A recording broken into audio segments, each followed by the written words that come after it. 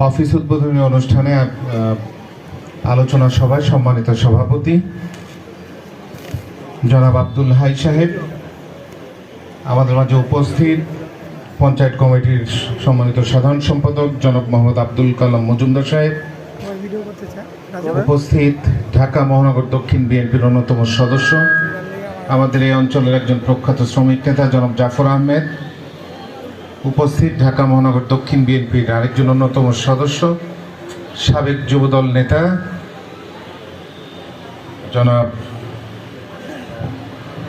আনোয়ারুল কবির, উপস্থিত 59 নম্বর ওয়ার্ড বিএনপির সম্মানিত সভাপতি খোকন মেম্বার এবং সাধারণ সম্পাদক কাজল সহ উপস্থিত এই পঞ্চায়েত কমিটির বিভিন্ন পর্যায়ের নেতৃবৃন্দ, আমাদের এখানে উপস্থিত আমার অত্যন্ত শ্রদ্ধেয় মুরিব্বিয়ান ইকরাম, উপস্থিত আমাদের মা খালা বোনেরা, উপস্থিত বিএনপির নেতৃবৃন্দ, আসসালামু আলাইকুম, এবং উপস্থিত আমার তরুণ ভাইয়েরা, অনেক অনেক ধন্যবাদ জানাই, আমি কৃতজ্ঞতা জানাই আপনাদের এই আজকের এই অনুষ্ঠানে আমাকে আপনারা কথা বলার সুযোগ করে দিচ্ছেন।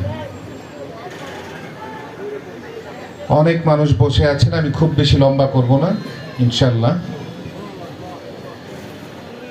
আপনারা আপনাদের প্রচেষ্টায় বিগত যে 18 বছর যেটি করতে পারেননি, বহু আমাদের সন্তানতুল্য ছাত্রছাত্রীদের, মাদ্রাসার ছাত্রদের, শিক্ষকদের, আমাদের বাংলাদেশের আপামর জনগণের রক্তের বিনিময়ে আজকে সেটি করে দেখিয়েছে।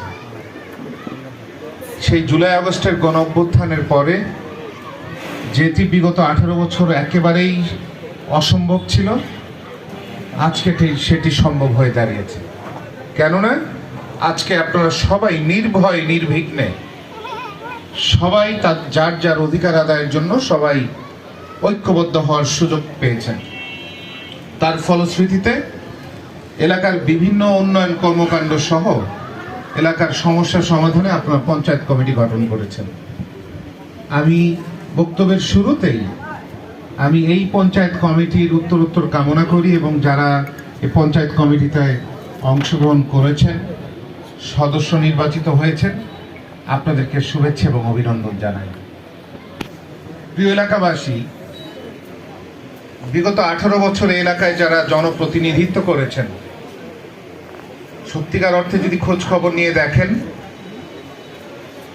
তারা এই এলাকার কোনো সন্তান নয়, তারা সবাই বহিরাগত ছিলেন। এলাকায় তাদের কোনো নারীর টান ছিল না। হ্যাঁ, অনেকে এখানে ছিলেন